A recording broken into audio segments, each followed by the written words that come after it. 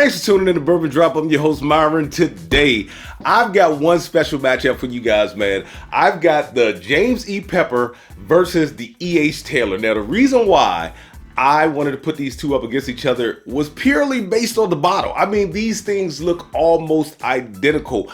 The front of the label, a little different, but the top of the label where like the tax stamp goes over, the font, the fact that they have pictures. Now, on this bottle, you've got a picture of Colonel James E. Taylor. On this bottle, you have a picture of John J. Carlisle. He was the Secretary of Treasury who was from Kentucky, who helped get the Bottle and Bond Act drafted up and passed through Congress. But when I rolled up on this bottle at the Drug City video shoot, I was like, man, that bottle looks so close. I would love to see if we could just get these two on the channel, get them side by side. So instead of people trying to chase different variations of this bottle, they could just walk in and get something from Pepper. Because at the moment, I like what Pepper's doing. I like this new decanter bottle.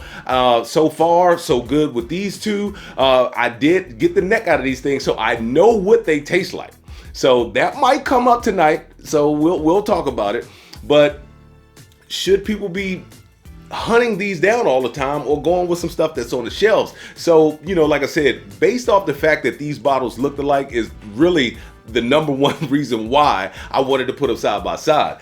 But a lot of companies use this particular bottle style. You've got VHW, you've got New Riff, which I will be putting New Riff against the Old Taylor in the future. And then you've got Old Line, as well as the Old Carter behind me.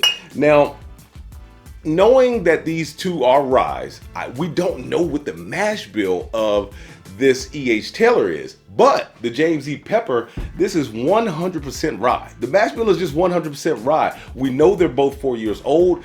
This one is 100 proof. This one is barrel proof. However, it's only 103.8. That's why I picked it up. And yes, I paid $15 over retail. They normally retail for about $49.99. I paid $64.99. So yes, I paid a little over what I really wanted, especially knowing that the Bottled and Bond up at Drug City was $49.99. I was not. I'm sorry, fellas. I was not driving all the way back up Drug City because it is about an hour and 45 to maybe 2 hours, depending on traffic. And that's a haul. That's a haul. So I wasn't going back for only one bottle. I will make that journey once a year. But like I said, these bottles were very similar. Wanted to get them on the channel, get them together, see if we need to be chasing, you know, the allocated stuff, or should we just walk in. Both of these guys were Colonels. Both of them were from Kentucky. Both of these guys were behind the Bottle and Bond Act. Two of their biggest opponents, Isaac Wolf Bernheim and George Garvin Brown. These two did not want the Bottle and Bond Act to pass. They were considered rectifiers of whiskey. So they didn't distill the whiskey. They just basically sourced whiskey or sourced neutral grain spirits and tried to make it look like, you know, straight whiskey. So straight whiskey manufacturers or distillers were saying, hey, this isn't right. We need to pass something so that these guys don't sell a cheaper, lower quality product and pass it off as our stuff. So that's when they went to, like I said, draft up the Bottle and Bond Act. But it sent me on even more of a rabbit hole because this guy right here, man, he's got quite a bit of history behind him. He started making whiskey, became very popular, became very good at making straight whiskey. Then he was allowed to still distill during Prohibition. Now, you guys know how important that is. So he was one of the 6 that was left to distill spirits during Prohibition for medicinal purposes. But yeah, so he started marketing his stuff as early as 1910, saying that how, you know, it would help you out when you had ailments and things like that. But once he was allowed to do that, of course, he was able to build capital, became a super rich, super wealthy guy, had thoroughbreds, had his own train car with the Pepper name on the side of the thing, man. The dude was flossing. But he also, in 1929, had his whiskey being distilled at Stitzel Weller. So not only did they work together, yes, they were competitors, but they worked together. At one point, he was having his whiskey distilled at Stitzel Weller. Then in 1934, he was bought by Shinley. Now, if you don't know, Shinley used to have Ancient Age International bought out. It's a big, long story. Anyway, full circle back to Buffalo Trace is basically what I'm trying to say. So he was actually under this right here, this umbrella, until I would say, I think it was 1958 is when they closed the doors for the last time. Not only were both of these guys colonels and both of these guys instrumental in passing the Bottle and Bond Act, but in 1920, James E. Pepper got the state of Kentucky to pass a law that he could sell his whiskey in bottles. Up until then, distillers couldn't sell their whiskey in bottles. They had to sell it by the barrel. Now, this guy right here, like I said before, he was a rectifier. But what James E. Pepper did was, when he was able to sell his whiskey in bottles, he would have his signature on the label going across the top of the bottle, acting as a seal. So if that seal was broken, you knew that whiskey had been tampered with. Now, this guy right here has his signature going across the top of the bottle. That wasn't a thing for whiskey manufacturers to need to do until the government in 1922 started passing the, I think it was some type of taxation act, and then they had the tax stamps go across the top of the bottle, and they took his lead. So the dude was an innovator, man. He was an innovator. But look, I have tripped up and stumbled over myself trying to get those facts out, and it was actually as early as the 1890s as when he was marketing his stuff as medicinal whiskey.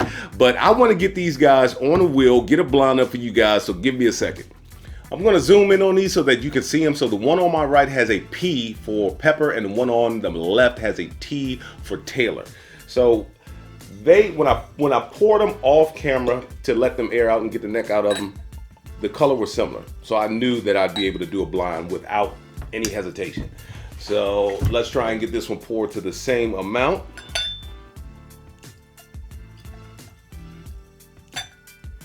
Yep, looks like that's the same amount.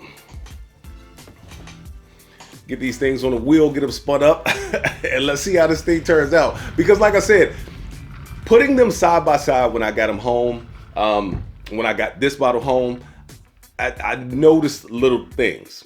And one of those things may be hurting one of these bottles, put it that way. So, all right, first off, nose.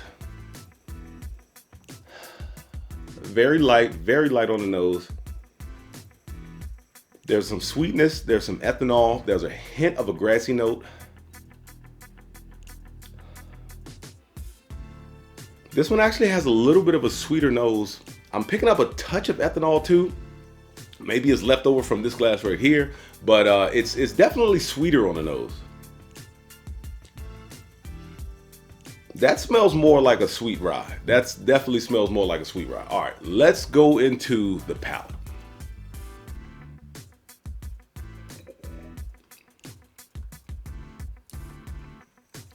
Ooh, spicy, fruity. Went up in the nose a little bit. got a little bit of kick in the nose. Got a little bit of oak. It's starting to fade away a little bit, finishing with more of like a black pepper spice. All right, let's go in the glass. We'll just call it B.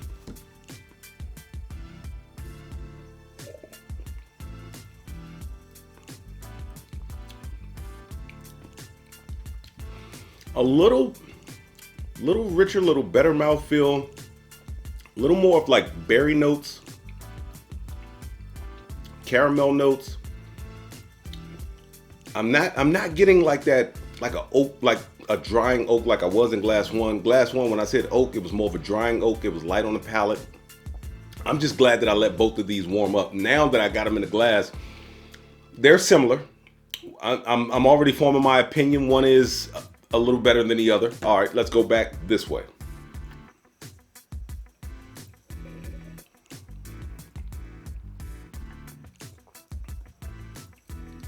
Sweet, spicy, rich, caramel, I wanted to say some type of berry, almost like a box of like grape and strawberry nerds, like that you would get when you were a kid. It's got this caramel note. It doesn't have like a charry, peppery finish. I do get some pepper on that thing. All right, let's go back into this one. Now I'm starting to pull like a slight grapey note out of this one.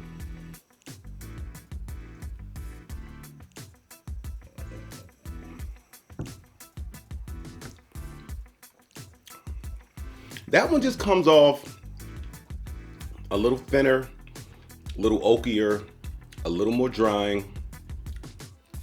Then a bit of that spice does ramp up a little bit. It's calmed down more. I am gonna have to say that I am feeling glass B. we'll just say the glass on my left. I'm gonna have to say that I'm feeling the glass on my left. All right, so now it's time to find out what they are. This is the pepper. Ha ha! Wow, wow! I was not expecting that. This is the E.H. Taylor. When I got them home that night, well, when I got this one home that night, the pepper, having them side by side, seemed to have the better palate, seemed to have the thicker palate, seemed to come across richer, and it seemed to have had better notes. It was the exact opposite tonight. The exact opposite tonight. I'm kind of look now. Now that I've put them on the wheel and did them blind, the pepper it's got this little bit of an oaky note, a little bit of a drying note. But it's I think, put it this way, I think that you would be fine getting this if you can't find this. But tonight, this took the win. The night that I got it home, like I said, let me go over the story one more time. I put them side by side in my weak lens, and the pepper was kicking its ass every which way but loose. And I'm just sitting up here like, I'm like, this is not going to be a fair fight. They look close enough in color that I knew that I wasn't going to be able to pick them out that way. But man, E.H. Taylor pulled through tonight. So look, I think I might make a series out of this, man. I gotta put I'm gonna have to put the new riff up against it. And with that being said, let the whiskey flow. Never run out unless you hit it to a drop. Till next time.